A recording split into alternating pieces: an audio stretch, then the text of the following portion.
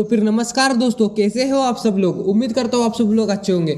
एक बार फिर से मैं आपका मोस्ट वेलकम करता हूँ अपने एक नए वीडियो में। आज की वीडियो में आईपीएल के 10 टीमों की ऑलराउंडर्स लिस्ट में सबसे बेस्ट कौन सी टीम है यह बात करने वाले। तो फिर वीडियो को एंड देखना और इसी बात पर चैनल को सब्सक्राइब और लाइक कर देना। तो चलते हैं अपनी नंबर 10 पोजीशन की टीम पर। नंबर 10 के पोजीशन पर मैंने राजस्थान रॉयल्स को रखा है, क्योंकि राजस्थान रॉयल्स में मैंने ढूंढ कर रियान पराग और रविचंद्रन अश्विन यही दोनों ही ऑलराउंडर ढूंढ पाया हो। क्योंकि रियान पराग का तो फॉर्म पता ही हो, खेलता ही नहीं है कुछ। और रविचंद्रन अश्विन का देखे तो फिर रविचंद्रन अश्विन अपनी स्पिनर में तो पूरा जोर लगा देते, लेकिन बैटिंग में थोड़े से कमजोर पड़ जाते। इसलिए मैंने नंबर 10 पर राजस्थान रॉयल्स को रखा है। अब नंबर 9 पोजीशन की बात करें तो फिर मैंने काफ़ी ज़्यादा सोच समझ कर किया है, क्योंकि नंबर 9 पर मैंने मुंबई इंडियंस को रखा है। जी हाँ दोस्तों, जिस टीम में हार्दिक पांड्या हो उस टीम में 9 पोजीशन पर देखना थोड़ा सा इम्पॉसिबल है। लेकिन एक बार पहले उनकी ऑलराउंडर लिस्ट देखो। हार्दिक पांड्या, रोमियो शेफर्ड, मोहम्मद नबी, शम्स मुलानी, शिवालिक शर्मा, अंशुल कुंबोज और नमनदीर, यह मुंबई इंडियंस के ऑलराउंडर है। और उसमें से प्लेइंग 11 में सिर्फ और सिर्फ मुंबई इंडियंस ज़्यादा से ज़्यादा हार्दिक पांड्या और रोमियो शेफर्ड को ले सकती है। रोमियो शेफर्ड भी कुछ कह नहीं सकते कि उनको लेगी या नहीं, लेकिन हार्दिक पांड्या पर पूरी तरह से ऑलराउंडर पे डिपेंड है। तो फिर दोस्तों नंबर 8 के पोजीशन पर मैंने गुजरात टाइटंस को रखा, क्योंकि गुजरात, तुम सोचोगे गुजरात टाइटंस पिछले साल तो रनर्स अप थी, फाइनल में जाकर हार चुकी थी, लेकिन पिछले साल वहाँ पर ऑलराउंडर हार्दिक पांड्या थे, इसलिए गुजरात टाइटंस फाइनल में पहुंच चुकी थी। लेकिन इस साल उनकी ऑलराउंडर लिस्ट देखे तो फिर राहुल तेवतिया, जयंत यादव, विजय शंकर, उमर जाई, राशिद खान, और उसमें से प्लेइंग 11 में सिर्फ और सिर्फ राहुल तेवतिया, विजय शंकर और राशिद खान।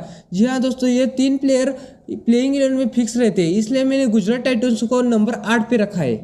तो चलते हैं अपनी नंबर 7 पोजीशन की टीम पर। नंबर 7 की पोजीशन पर मैंने कोलकाता नाइट राइडर्स को रखा है। तो फिर कोलकाता में आंद्रे रसल, अनुकुल रॉय, रिंकू सिंह, वेंकटेश अय्यर, सरफेन रुदरफोर्ड, सुनील नारायण, यह कोलकाता में ऑलराउंडर है।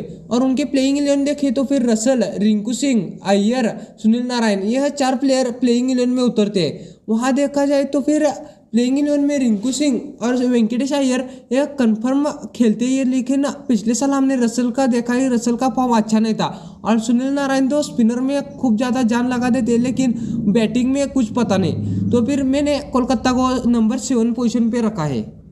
अब नंबर 6 पोजीशन की बात करें तो फिर दिल्ली कैपिटल्स नंबर 6 पर रखा है, क्योंकि अक्षर पटेल, ललित यादव, मिचेल मार्श और सुमित कुमार, यह 4 प्लेयर दिल्ली कैपिटल्स की ऑलराउंडर लिस्ट में। और ये चारों के चारों प्लेयर भी हमको प्लेइंग 11 में दिख सकते हैं, क्योंकि अक्षर पटेल, ललित यादव और मिचेल मार्श तो प्लेइंग 11 में होते हैं। लेकिन इस बार क्या पता सुमित कुमार को भी चांस मिल जाए। अक्षर पटेल का तो फॉर्म हर साल रहता है और मिचेल मार्श का, ललित यादव का थोड़ा सा आगे पीछे रहता है, क्योंकि वो इंडियन ऑलराउंडर स्पिनर है, इसलिए दिल्ली कैपिटल्स उनको हर प्लेइंग 11 में रखती है।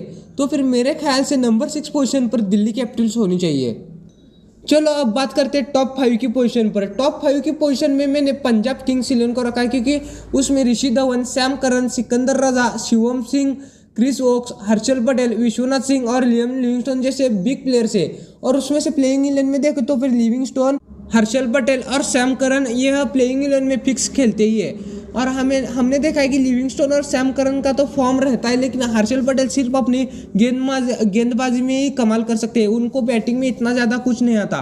तो फिर हम ले दे करके लिविंगस्टोन और सैम करन ये 2 प्लेयर प्रॉपर रख सकते हैं। अब बात करते हैं नंबर 4 पोजीशन पर। तो फिर आरसीबी वालों तैयार हो जाओ, क्योंकि नंबर 4 पर मैंने रॉयल चैलेंजर बेंगलोर को रखा है। उसमें Cameron Green, Glenn Maxwell, Mahipal Lomror, Manoj Bhandage, Tom Curran, Swapnil Singh, यह आरसीबी के ऑलराउंडर्स है। तो फिर उनकी प्लेइंग 11 में देखें तो फिर मैक्सवेल, कैमरन ग्रीन और मनोज भंडागे को भी इस साल चांस मिल सकता है। तो फिर मेरे ख्याल से चिन्नास्वामी स्टेडियम में मैक्सवेल और ग्रीन ने कमाल की प्लेइंग 11 में जोड़ी बन सकती है, क्योंकि हमने देखा है कि मैक्सवेल कहाँ से कहाँ तक मैच ले जा सकते हैं, पूरी हारी हुई बाजी को जिता सकते हैं, और ग्रीन भी उस काबिलियत के प्लेयर है।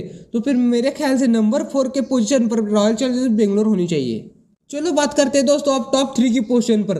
टॉप 3 की पोजीशन पर मैंने सनराइजर हैदराबाद को रखा है, क्योंकि उनकी थोड़ी सी ऑलराउंडर लिस्ट देखे तो फिर मार्को एंसन, वॉशिंगटन सुंदर, सनवीर सिंह, नीतीश कुमार रेड्डी, शहबाज अहमद, वनिंदु हसरंगा और पैट कमिंस। जी हाँ दोस्तों, इतने बड़े बड़े नाम से उनमें से प्लेइंग 11 में Wanindu Hasaranga, Marco एंसन, PAT Cummins और वॉशिंगटन सुंदर, यह 4 प्लेयर फिक्स रहते ही है। तो फिर मेरे ख्याल से हैदराबाद की ऑलराउंडर्स में तो बेस्ट टीम है। आपको क्या लगता है कमेंट में जरूर अपनी राय बताना। तो दोस्तों अब आते हैं टॉप 2 में कौन है। टॉप 2 में लखनऊ सुपर जायंट्स। उनकी प्लेइंग लिस्ट देखिए तो फिर Krishnappa Gowtham, Krunal Pandya, Marcus Stoinis, Prerak Mankad, Arshin Kulkarni, David Willey, Kyle Mayers. जी हाँ दोस्तों, लखनऊ के पास काफ़ी बिग ऑलराउंडर्स के नेम है। उनमें से कृणाल पांड्या, मार्कस स्टोइनिस और काइल मेयर्स, यह तीनों ऑलराउंडर प्लेइंग 11 में फिक्स रहते हैं। जहां पर मार्कस स्टोइनिस और काइल मेयर्स पूरे मैच विनर की क्षमता रखते हैं, वहां पर मैंने लखनऊ सुपर जायंट्स को नंबर 2 के पोजीशन पे रखा है। अब बात करते हैं नंबर 1 की पोजीशन पर टीम पर। तो फिर सोचो कौन होगा नंबर 1 पर।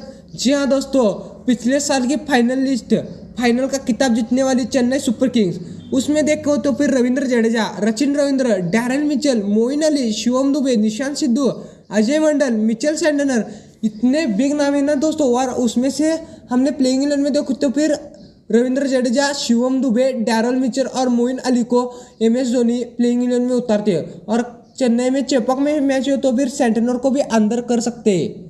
तो फिर दोस्तों आज की ऑलराउंडर्स की लिस्ट आपको कैसी लगी कमेंट्स में जरूर बताना। लाइक और सब्सक्राइब भी कर देना। और मैं एक बात कहना चाहूँगा दोस्तों, अगर मुझसे कोई गलती हो गई तो फिर मुझको छोटा भाई समझकर माफ़ कर देना दोस्तों। अगर ऐसे ही अगली वीडियो भी बैटिंग या फिर बॉलिंग के ऊपर चाहते हैं तो फिर कमेंट में ज़रूर बताना। तो फिर मिलते हैं नेक्स्ट वीडियो में, तब तक के लिए बाय दोस्तों।